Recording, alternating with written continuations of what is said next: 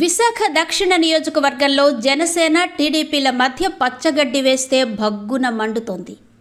ఇటు ఎమ్మెల్యే వంశీకృష్ణ యాదవ్, అటు ఎంపీ భరత్లు వేరువేరుగానే దక్షిణ నియోజకవర్గంలో సమావేశాలు నిర్వహిస్తుండడంపై పెద్ద చర్చనే జరుగుతోంది.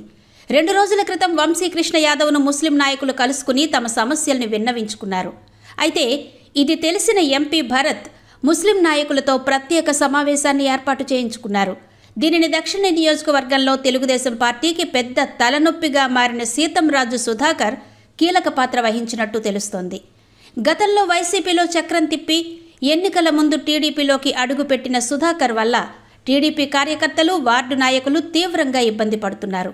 ఈ విషయాన్ని గ్రహించే పరిస్థితిలో లేని ఎంపీ శ్రీభరత్ అయోమయంలో ఉంటూ సుధాకర్ చెప్పినట్టే తలాడిస్తున్నారన్న అపవాదు గట్టిగా వినిపిస్తోంది. అంతేకాకుండా కూటమి అభ్యర్థిగా గెలిచిన వంశీకృష్ణకు ఎటువంటి మద్దతు ఇవ్వకూడదని సుధాకర్ టీడీపీ కార్యకర్తలపై ఆంక్షలు విధించడంపై కూడా చర్చ జరుగుతోంది. వంశీకృష్ణ సమావేశాలకు హాజరయ్యే కార్యకర్తలకు పదవులు ఇచ్చేది లేదంటూ సుధాకర్ బహిరంగంగానే చెబుతుండడం, అలాగే టీడీపీ కష్టకాలంలో పనిచేసిన కార్యకర్తలకు ఎటువంటి ప్రాముఖ్యత ఇవ్వకపోవడంపై టీడీపీలో రగడ జరుగుతోంది.